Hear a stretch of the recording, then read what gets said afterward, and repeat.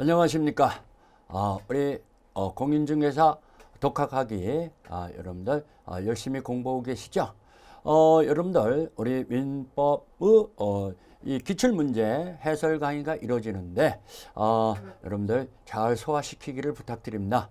저는 민법 강사 김남경입니다. 여러분들 언제나 최선을 다해서 강의를 해드릴 테니까 여러분들도 열심히 따라오시기를 부탁드립니다. 자, 우리 지난 시간에 이어서 이번 시간에는 담보물건을 공부할 겁니다. 이 담보물건이 시험문제가 참 많이 나옵니다. 유치권은 2문제 나오고 저당권은 3문제 나옵니다. 그래서 합쳐서 5문제가 나오니까 이 부분을 소홀히 할 수가 없죠. 유치권 같은 경우는 그렇게 어렵지 않습니다. 근데 저당권이 조금 까다로운 문제가 한두 문제 나올 수도 있으니까 저당권은 조금 복잡합니다. 잘 정리해 놓으시기를 부탁드립니다. 자, 우리 유치권부터 우리 공부 들어갑시다. 담보물건 1번 문제 유치권.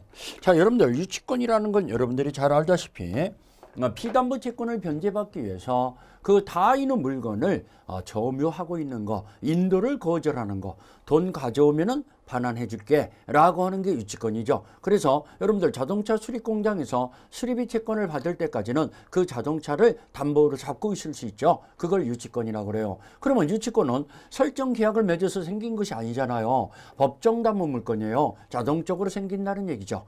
다만 이 유치권은 점유를 하고 있어야 합니다. 이 점유가 성립요건이면서 존속요건입니다.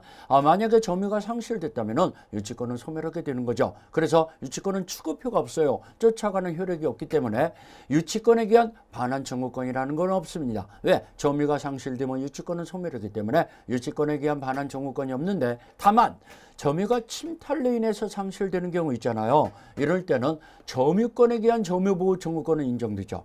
점유보호 청구권을 행사해서 1년 이내 회수가 된다면 점유가 상실이 없었던 거기 때문에 유치권은 계속 존속한 것이 되죠. 자, 이 유치권은 배제하는 특약이 있으면 유치권은 불발생합니다. 수리비를 못 주더라도 자동차는 반환하기로 했다 이런다면 거절 못하는 거죠. 배제 특약이 있으면 배제 특약이 우선하는 거죠. 자, 유치권은 피담보 채권은 변제기가 성립요건입니다. 변제기 없으면 유치권은 성립되지 않죠. 변제기가 성립요건이라는 거. 또 유치권은 불법 점유에서 발생한 채권 있잖아요. 유치권 안 생깁니다. 불법 점유에서 발생한 채권에는 유치권은 불발생한다는 거. 또 유치권은 타인의 부동산, 동산, 유가증권에서 발생하는데 부동산이라 할지라도 등기의 대상이 아니잖아요. 그래도 어느 누구한테도 대항할 수 있는 게 유치권이죠. 양수인이나 경락인한테도 유치권 대항할 수 있다는 거. 자, 이 유치권은 경매 신청권은 있습니다. 그렇지만 우선 변제권은 없죠. 경매 신청권은 있어도 우선 변제권은 없는데 사실상 우선 변제권 인정되는 거는 마찬가지죠. 자, 유치물을 목적물을 사용수익은 못하죠. 원칙은 용익물건이 아니기 때문에 사용수익권은 없어요. 근데 예의가 2가지 있어요. 채무자의 승낙을 얻어서 사용을 한다든가 보존한 데에서는 채무자의 승낙 없이도 사용할 수 있는데, 이런 승낙을 얻었다든가 보존한 데에서 사용을 하다 보니까 유치권자가 이익이 발생했어요. 그러면 그 이익은 부당이득으로 반환해야 한다는 이런 것들이 생기는 거죠. 자, 유치 목적물에서 과실수취권이 인정돼요. 과실수취권이 인정된다는 거. 또 유치권을 보존하다 보니까 보존 비용이 발생할 수 있잖아요. 또 유익비가 발생할 수 있잖아요. 피리비 유익비 상환 청구권이 생깁니다. 유치권에도 그 피리비 유익비를 받을 때까지 또 새로운 유치권 발생이 가능하다는 거. 유치권을 행사하고 있더라도 피담보 채권은 소멸시효가 진행되는데 지장 없습니다. 유치권을 행사하고 있더라도 피담보 채권은 소멸시효가 진행된다는 거. 다른 담보물을 제공하면서 유치권을 소멸을 청구할 수 있다는 거. 이런 것들이 여러분들이 알아야 할 내용들이죠. 자, 유치권을 공부하면서 차근차근 또 한번 되새김을 해봅시다. 자, 우리 1번 문제. 유치권에 관한 설명 중 틀린 것은? 자, 물상대의가 인정되지 않는다. 유치권은 우선변제적 효력이 없다고 그랬죠. 우선변제권이 없다 보니까 물상대의성도 없죠. 인정되지 않는다. 맞았죠. 물상대의성이 없습니다. 그러면 유치 목적물이 멸실되면은 다른 변형 가치물이 있다 하더라도 유치권은 소멸해버리죠. 유치권은 소멸한다는 거, 다른 변형 가치물에 유치권의 효력이 미치지 않습니다. 물상대의성 없다라는 거.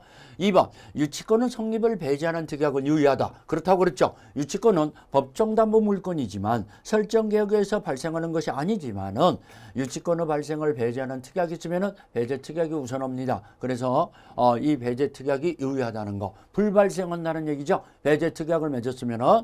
3번, 유치권은 채무자 이유 제3자의 소유물도 성립할 수 있다. 그렇죠. 제3자의 소유물에도 유치권은 발생하죠. 제3자한테도 유치권 주장할 수 있습니다. 반환을 거절할 수 있죠. 돈을 받을 때까지는 나 이거 못 내주겠다라고 할 수 있는 거죠. 자, 3번도 맞았죠. 4번, 채무자가 유치물을 직접 점유하고 있는 경우 채권자는 자신의 간접점을 이유로 유치권을 행사할 수 없다. 맞았습니다. 자, 여러분들 유치권은 유치권자의 점유는 간접점이라도 상관없습니다. 간접점이라도 상관없는데 제3자가 직접 점유자를 하는 간접점유가 됐을 때는 유치권은 존속합니다. 유치권은 성립이 됩니다. 다만 채무자를 직접 점유자라는 간접 점유가 됐을 때는 유치권은 소멸합니다. 점유가 상실된 걸로 보는 겁니다. 이게 여러분들 시험 문제 4번이나 나왔어요. 채무자를 직접 점유자로 하는 간접 점유가 됐을 때는 유치권은 성립되지 않는다는 거, 행사할 수 없다는 거 맞았습니다. 채무자가 직접 점유자가 되니까 그렇습니다. 점유가 상실된 걸로 본다라는 거 4번 맞았죠.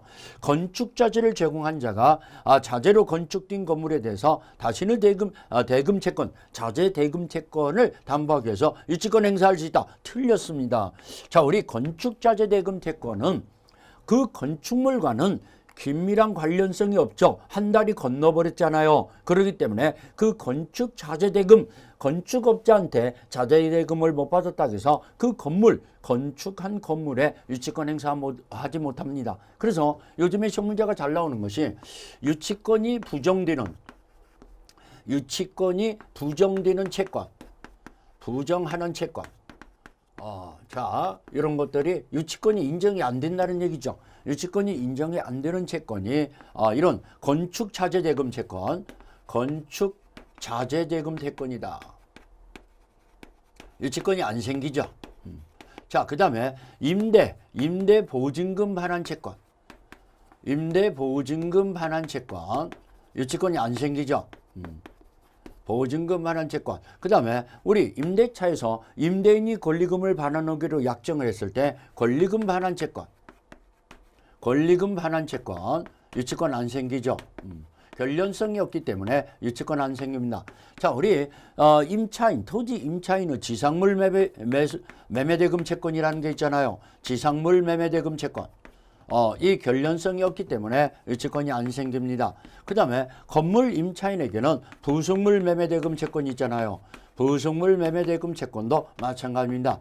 그 다음에 우리 임대인이 임차 목적 달성을 못하도록 제3자한테 매각했다든가 건물이 멸실됐다든가 또는 수선 의무를 하지 않아서 이 임차인은 손해가 발생했어요. 그러면 임차인의 손해배상 채권,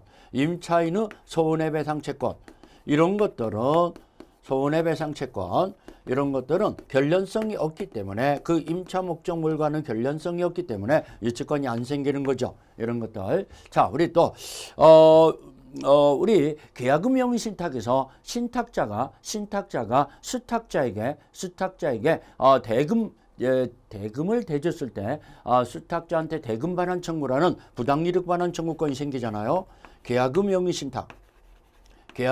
신탁에서 부당이득 반환 채권, 부당이득 반환 채권, 이런 것들은 그 목적물과는 결련성이 없기 때문에 유치권의 행사를 부정된다는 거, 유치권이 안 생긴다. 이런 것들이 시험 문제가 잘 나옵니다. 유치권을 인정 안 되는 채권들이 이런 채권들이 있습니다. 이런 것들은 유치권 안 생깁니다. 건축자재 대금 채권에는 유치권 행사할 수 있다 나왔으니까 답은 5번입니다. 자, 5번이 틀렸네요. 여러분들 잘 기억하시고 다음 문제로 들어가 볼까요? 2번 문제를 들어가 봅시다. 자, 유치권에 관한 설명으로서 옳은 것은 유치권에 관한 설명.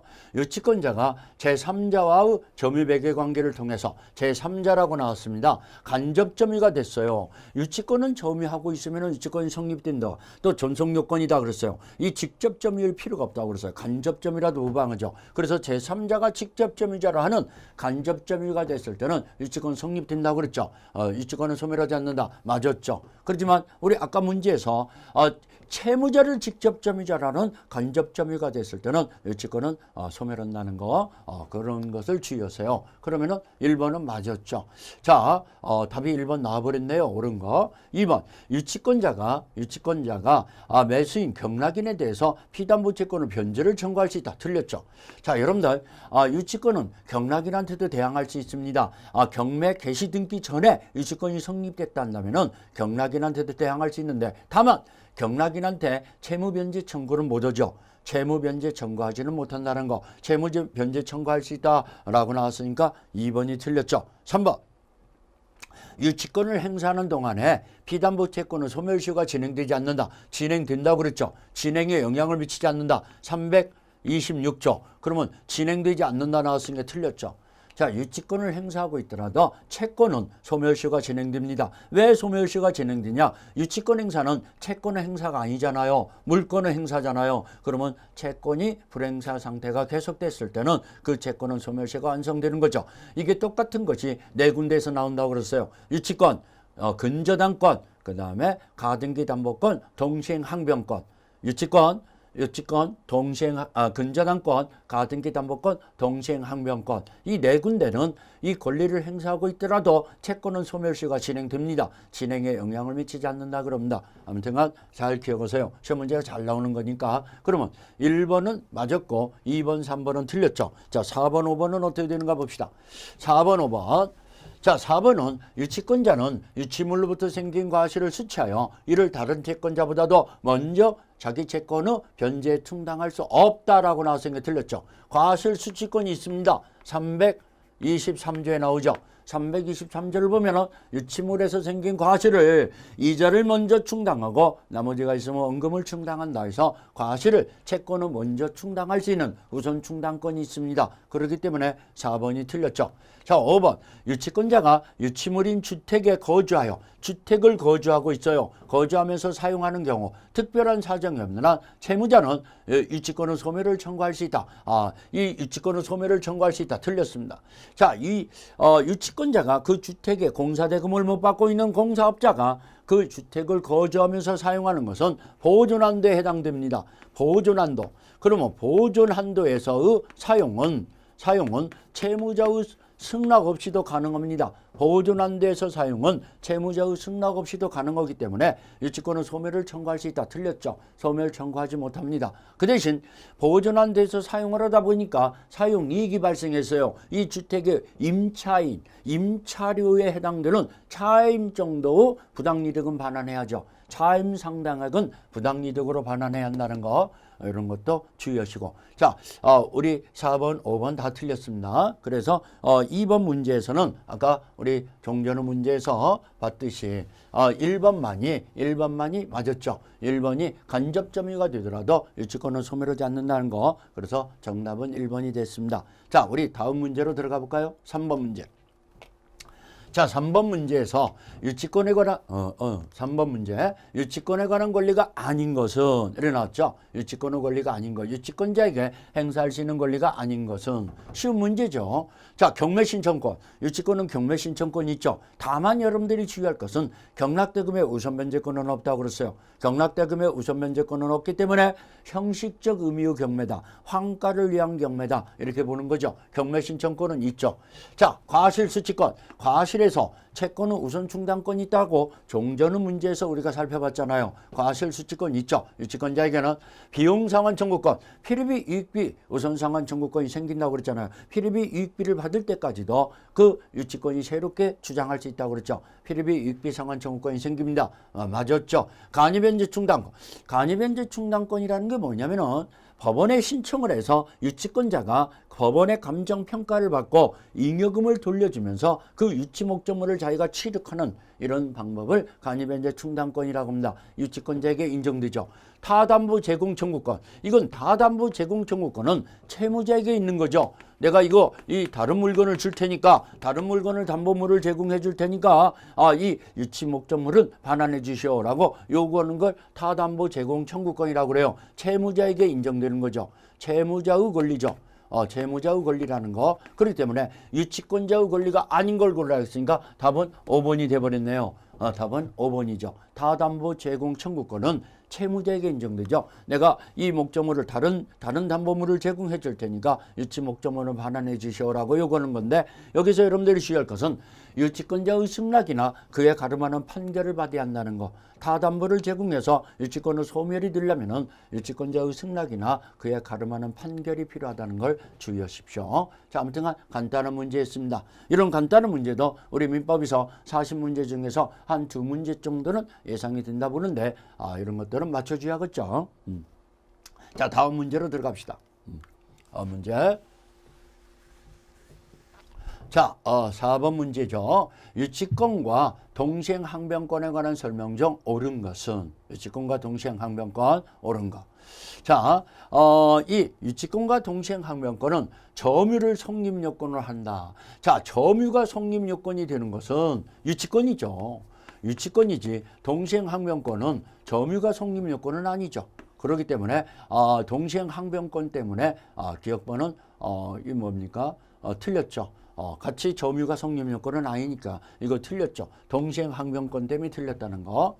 자, 유치권은 목적물에 관해 생긴 채권을 담보를 목적으로 한다. 목적물에 관해 생긴 채권을 담보로 한다. 맞았습니다. 그래서 이 유치권과 유치권의 피담보 채권과 유치 목적물과는 결련성이 있어야 합니다. 긴밀한 관련성이 있어야 합니다. 그러면 맞았죠.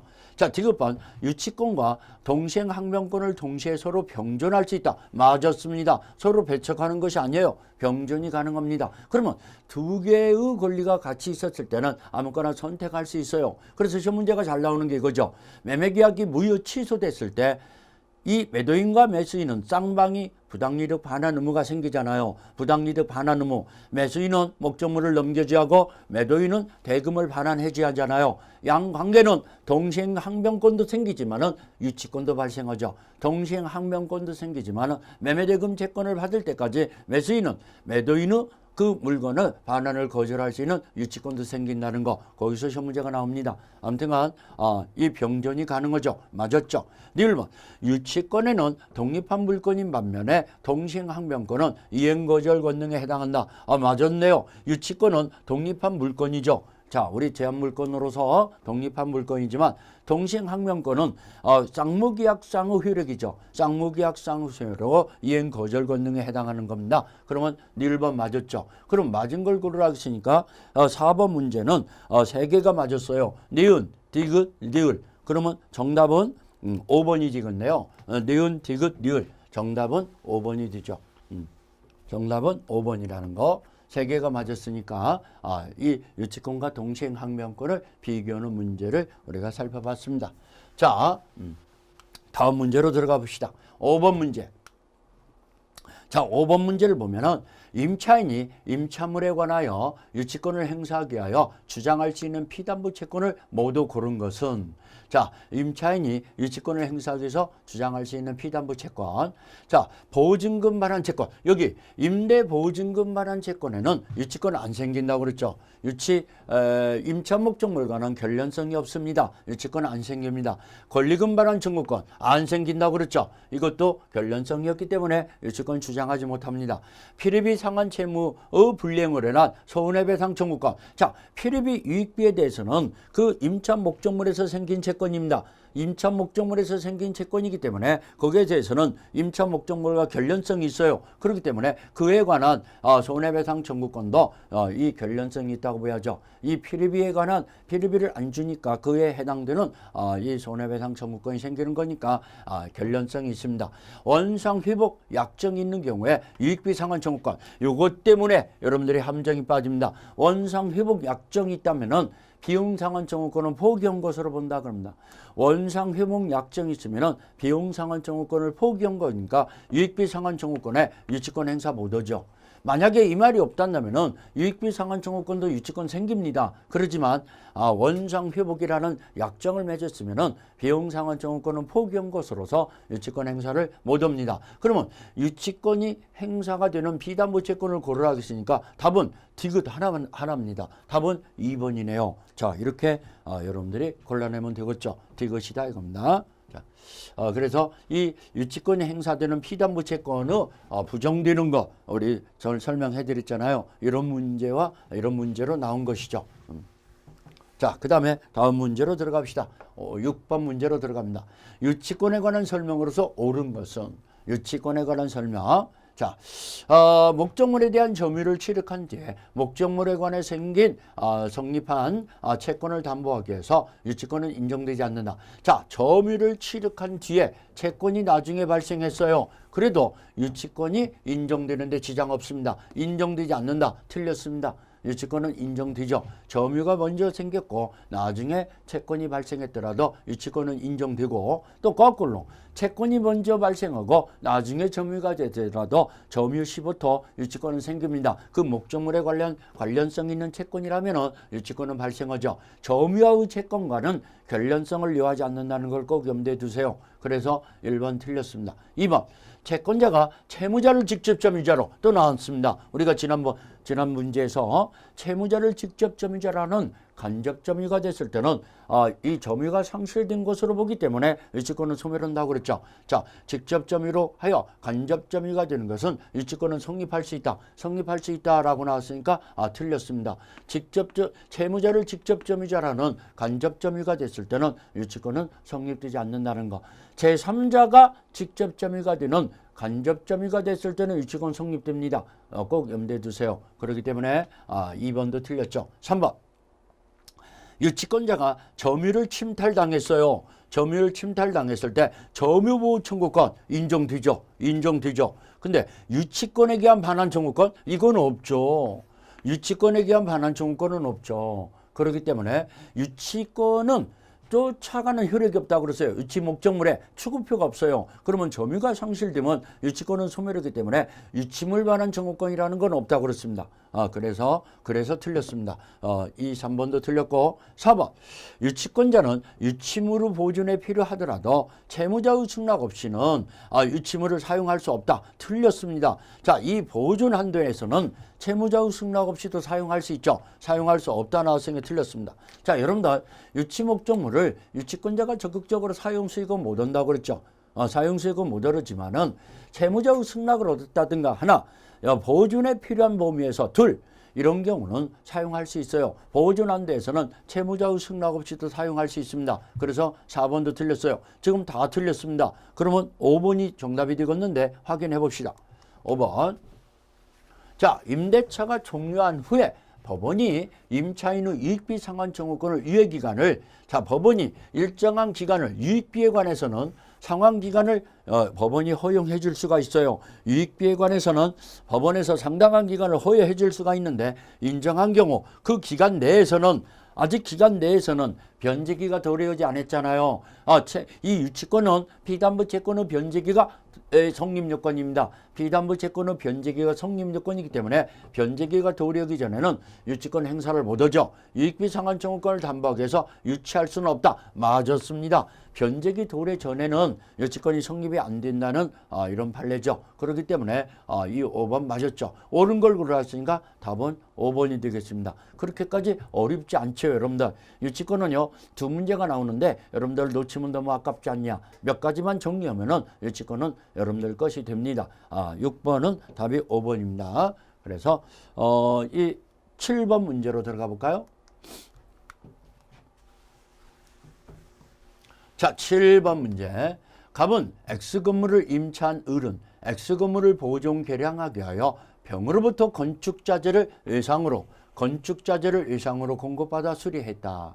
자, 근데 그 후에 임대차가 종료했지만 수리비를 상환받지 못한 을은 X건물을 점유하고 있어요. 을이 유치권자가 됐죠. 유치권이 발생했죠. X건물을 점유, 수리비 채권을 가지고 틀린 것은. 그렇지만 병이라는 사람은 건축자재대금 채권을 가지고 이 건물과는 관련성이 없어요. 건축자재대금 채권은 유치권이 발생하는 그런 채권이 아니라고 그랬어요. 그 건축물과는 관련성이 없기 때문에 유치권을 주장할 수는 없죠. 을에게는 유치권이 발생했지만은 병에게는 유치권이 생긴 것이 아니라는 거. 자, 그걸 생각하면서 풀어봅시다. 틀린 것은 을이 병에게 외상대금을 제급을 취급하지 않으면은 병은 X건물에 유치권 행사할 수 있다. 틀렸죠. 벌써 답이 나와버렸네요. 외상대금 채권에는 그 건물과는 관련성이 없기 때문에 유치권 행사할 수 없다라는 거 1번 틀렸죠.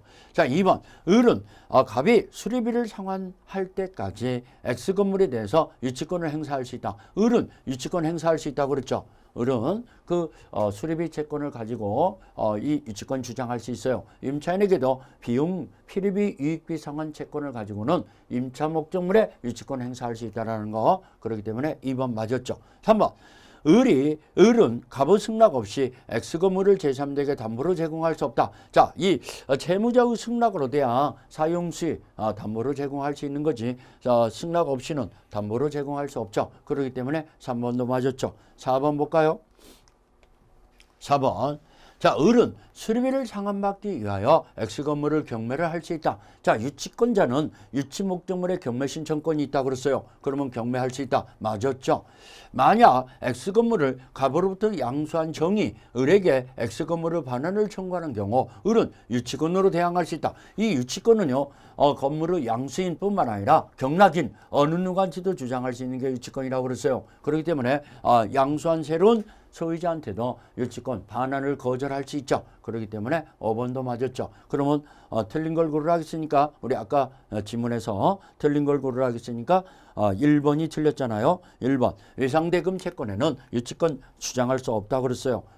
건축자재 대금에는 건축자재 대금 채권에는 유치권이 주장할 수 없기 때문에 1번이 틀렸고 나머지는 다 맞은 거죠. 자, 7번 문제. 그렇게 어려운 문제 아니잖아요. 자, 8번 문제로 들어갈까요? 자, 8번 문제를 보면은 갑은 자신이 점유하고 있는 건물에 관하여 을을 상대로 유치권을 주장하고 있다.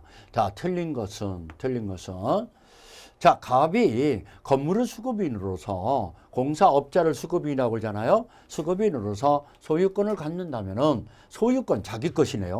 자, 여러분들 꼭 좀 주의할 것은 유치권은 타인의 물건에서 생기는 게 유치권이에요. 자기 소유물에는 유치권이 불발생합니다. 타인의 물건에서 생기는 게 유치권이기 때문에 그러면 이 수급인 소유라고 한다면은 공사대금 채권에 유치권 주장 못하죠. 자기 건물이니까.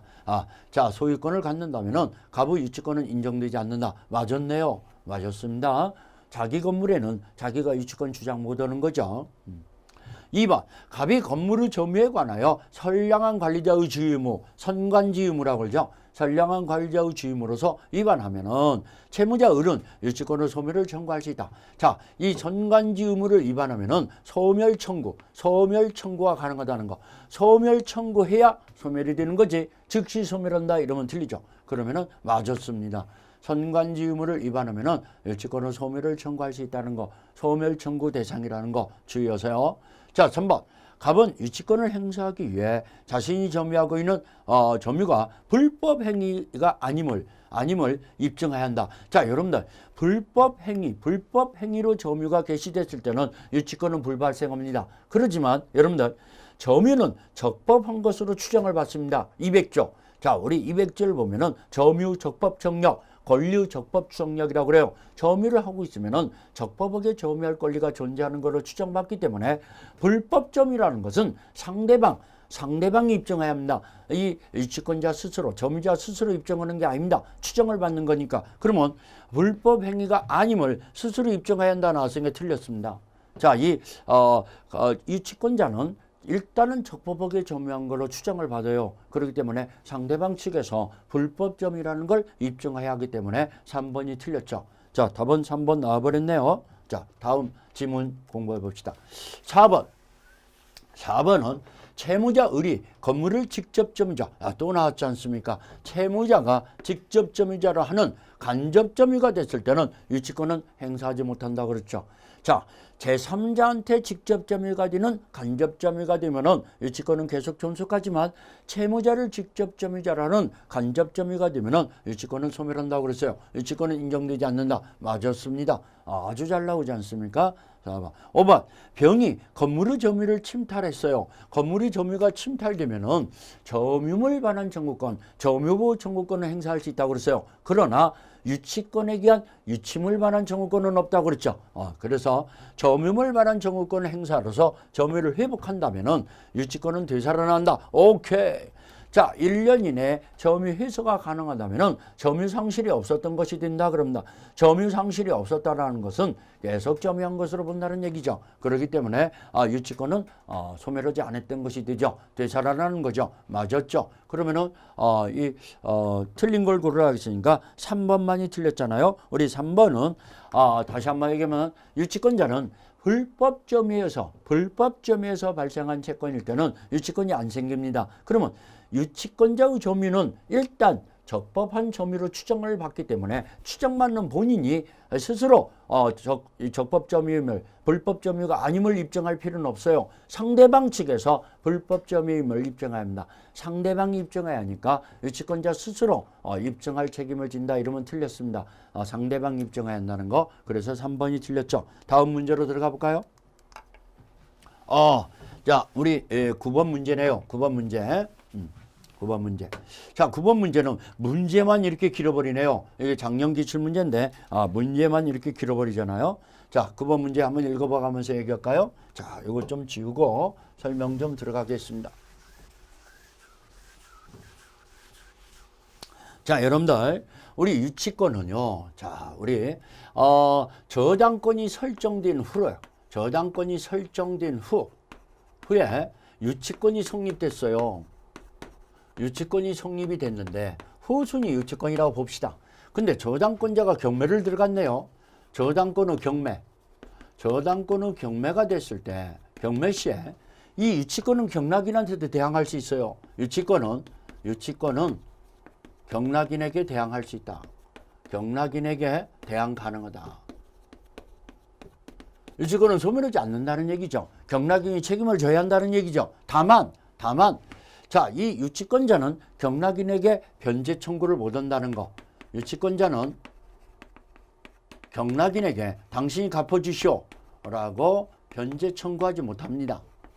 채무 변제, 돈을 갚아주시오라고 청구하지 못한다는 거. 경락인이 책임을 진다는 것은 유치권이 소멸하지 않고 유치권을 안고 취득했다는 얘기지 자기가 변제해줄 채무는 없다. 변제해줄 의무는 없다라고 대법원 판결이 나오죠. 경락인에게 채무 변제 청구할 변제 청구는 못한다. 청구할 수 없다. 자, 그런데 여기서 이제 중요한 것이 이거죠. 지금 이걸 물어보는 시험 문제입니다. 이 문제가 뭐냐면은 경매 개시 등기가 된 후로 경매 개시 등기 저당권이 경매가 개시를 하고 그리고 유치권이 성립됐다는 얘기예요. 경매 개시 등기 후에 유치권이 성립됐어요. 그래서 채권은 먼저 발생했더라도 나중에 점유를 이전받았다든가 점유를 이전받은 경우, 나중에 받은 경우라든가 또는 점유도 하고 있고 채권도 발생했지만 채권이 변제기가 나중에 도래했다든가 채권의 변제기가 나중에 도래했어요.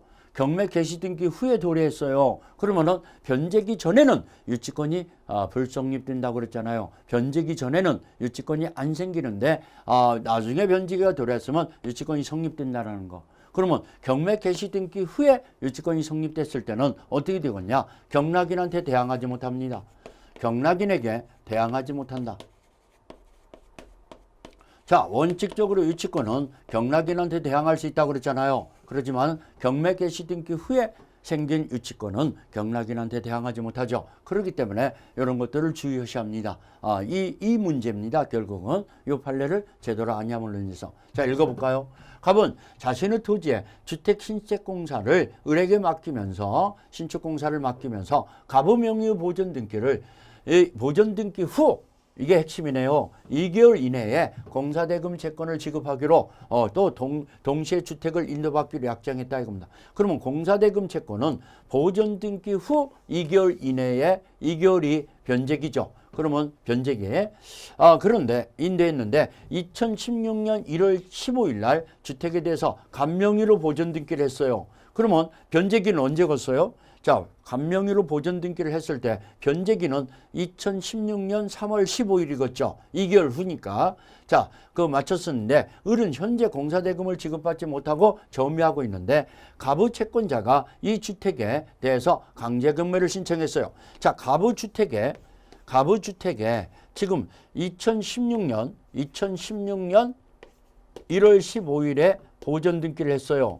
1월 15일에 보존 등기를 했는데 보존 등기가 되고 난 다음에 변제기가 3월 이 공사대금 채권 후 변제기가 3월 15일이잖아요. 15일인데 2개월 후니까 2개월 후. 근데 그 안에 가부 채권자가 강제 경매를 신청했어요. 2016년 2월 8일 날 경매가 개시 등기가 됐네요. 경매 개시 등기가 됐어요. 그러면 변제기가 도래하기 전에 경매 개시 등기가 됐잖아요. 그러면 경락인한테 대항하지 못하는 꼴이죠. 왜? 유치권은 이때 성립되거든요. 유치권은 이때 성립되는데 유치권이 성립되기 전에 이미 경매가 개시됐잖아요. 그러면은 경락인한테 대항하지 못한다는 거, 경락대금이 을로 상대로 주택을 인도를 청구했다. 이랬을 때 유치권 주장 못합니다. 경락인한테는 유치권 대항하지 못하죠. 왜? 채권의 변제기가 경매 개시 등기 후에 발생했으니까. 그걸 물어보는 문제죠. 자, 우리 지문을 좀 파악해 볼까요? 자, 그러면은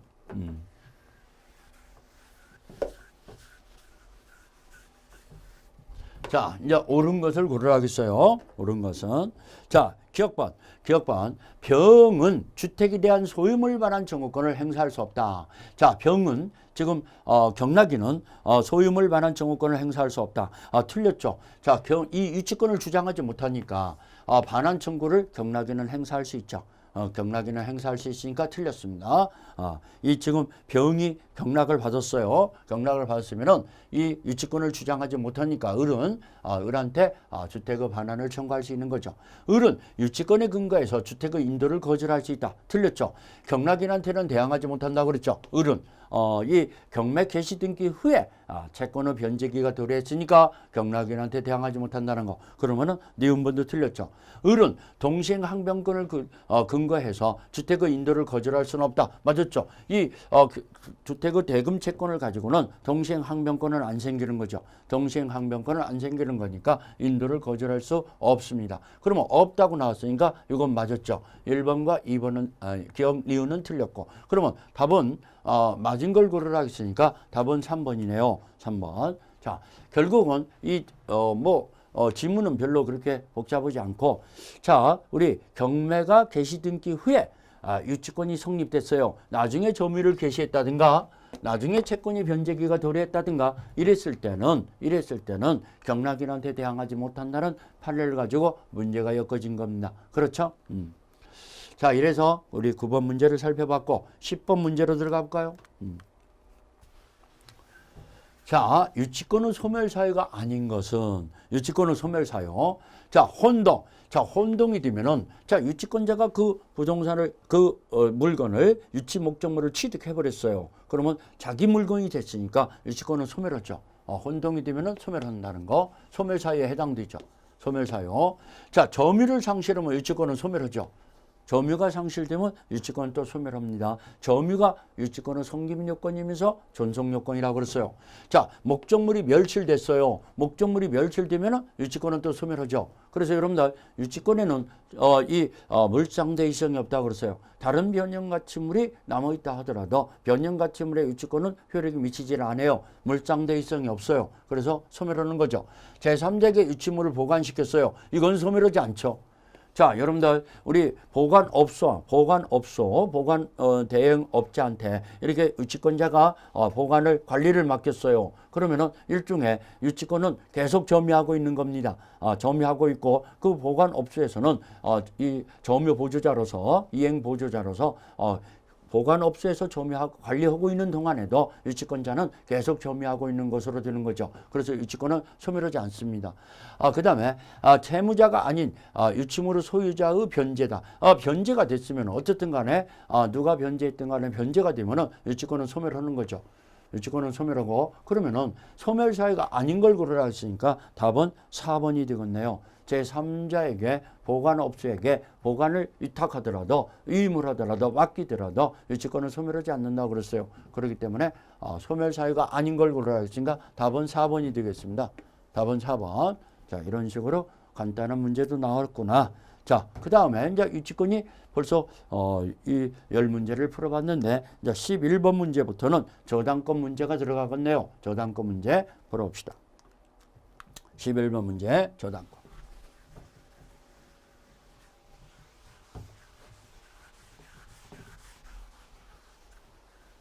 자, 저당권에 관한 문제죠. 갑은 X건물에 1번 저당권을 취득했다. 갑이 X건물에 1번 저당권. 자, X건물이 있는데 여기에 갑이 1번 저당권을 취득했다는 얘기죠. 그 다음에 이어서 을은 전세권을 취득했어요. 을이 전세권을 취득했어요. 이어서 을이 전세권을 취득했어요. 두 번째. 그 다음에 전세권을 취득했고, 자, 병이 2번 저당권을 이어서 병이 2번 저당권을 취득했어요. 그냥 전세권보다도 후순위겠죠. 자, 그 다음에 경매를 신청하기 전에 X건물의 소유자로부터 부탁으로 B가 세는 X건물의 지붕을 수리한 정. 자, 지붕을 수리한 정은 수리비 채권이 발생했죠. 그래서 유치권을 행사하고 있어요.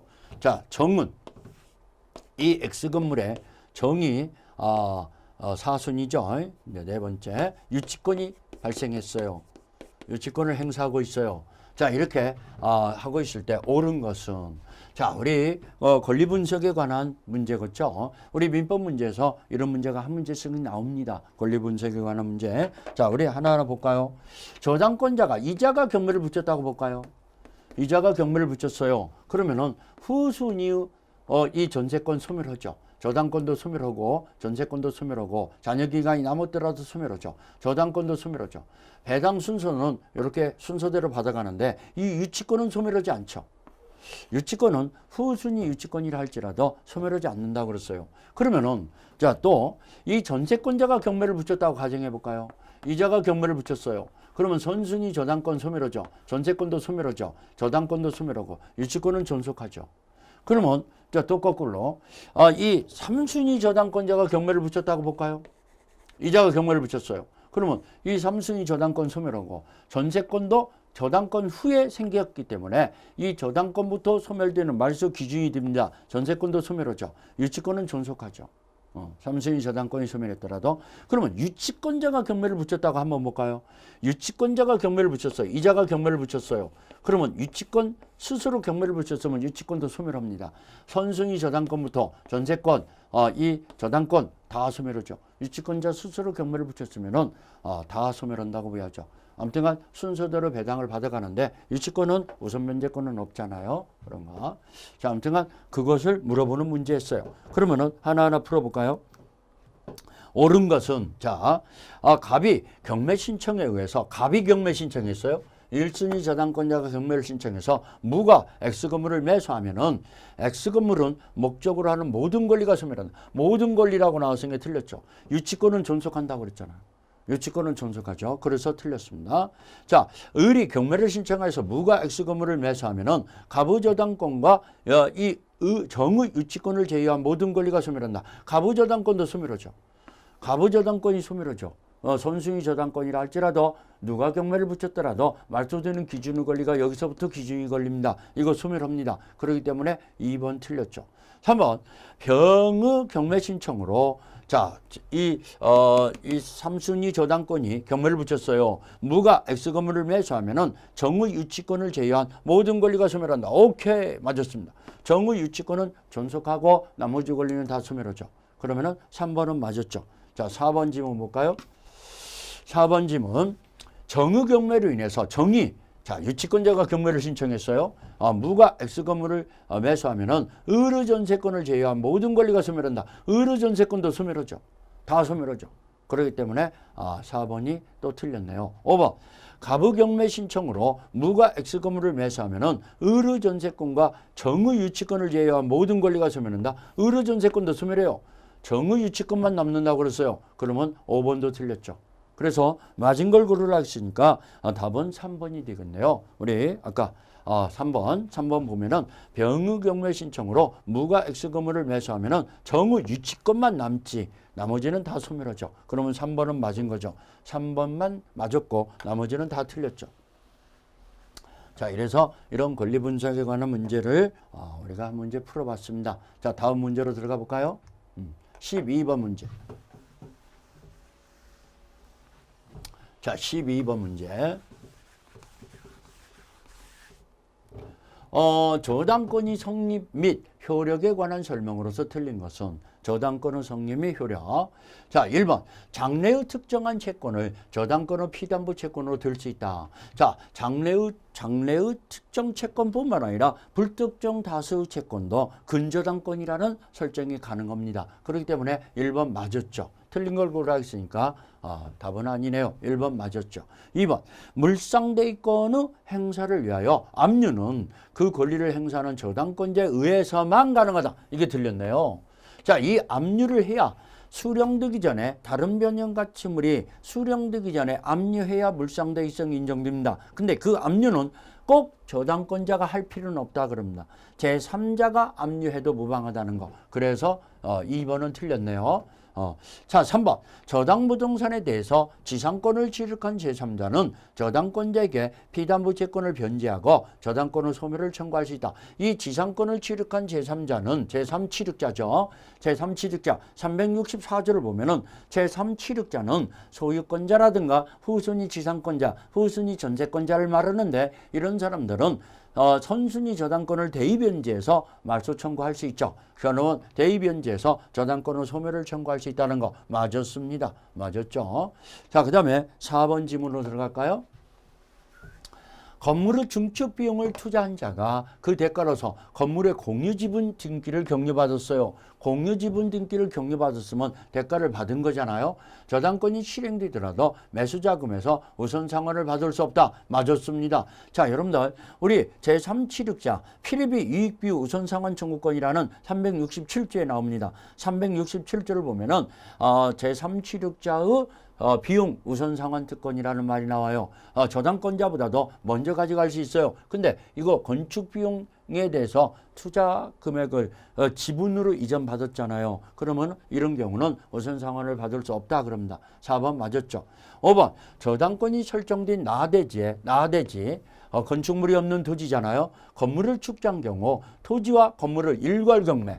자, 저당권이 설정될 당시에는 건물이 없었는데 나중에 건물을 신축했어요. 그러면 토지와 건물은 동일한 소유자에게 귀속하기 위해서 일괄 경매를 신청하는 경우가 있어요. 일괄 경매를 하더라도 저당권자는 건물의 경락대금에서 우선 면제를 받을 수 없다. 오케이, 맞았습니다.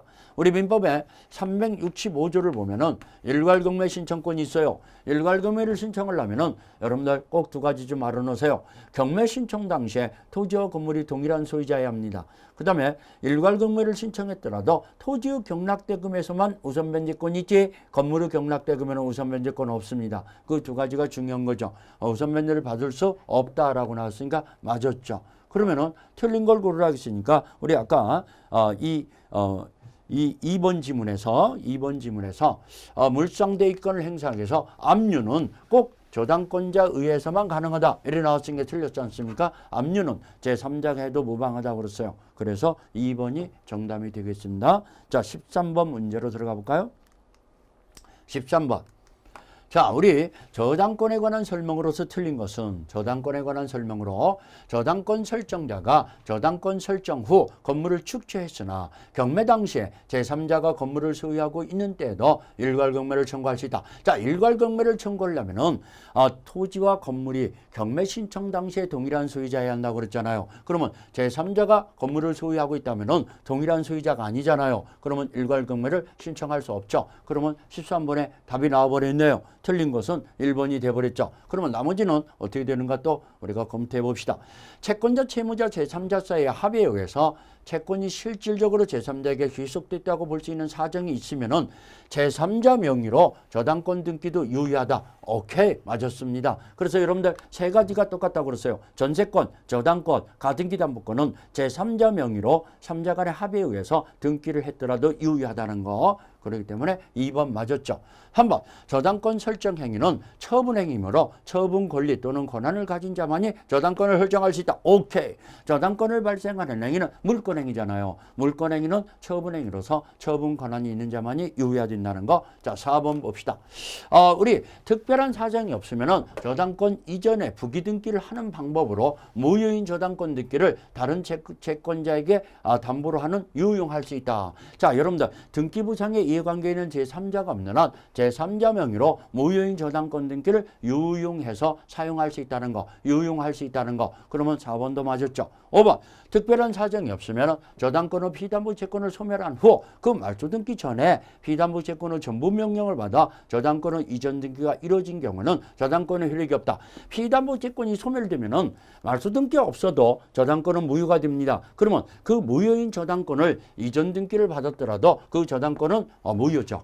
효력이 없는 거죠. 맞았죠. 무효인 저당권을 이전 등기를 받았더라도 그 이전 등기도 무효잖아요. 그렇기 때문에 효력이 없는 거죠. 이런 때는요, 여러분들이 저당권 말소 등기 청구는 항상 양수인한테 청구한다는 거. 말소 등기 청구는 양수인한테 청구한다는 걸 그것도 염두에 두시기 부탁드립니다. 자, 틀린 걸 고르라 해서 우리 13번 문제에서 1번이 틀렸고 나머지는 다 맞았죠. 자, 1번 일괄경매를 신청할 때는 토지와 건물은 동일한 동일한 소유자일 때 일괄경매가 가능하다고 그랬어요. 자, 그런 것을 염두에 두시고 우리 저당권 파트는 아직 다 마무리가 안 됐습니다. 다음 시간에 또 저당권을 1시간 정도 더 투자해야 하지 않냐 이렇게 봅니다. 시험 문제가 많이 나오기 때문에 또 내용도 복잡합니다. 이 저당권을 잘 정리하기를 부탁드립니다. 언제나 최선을 다하는 민법 강사 김남경이었습니다.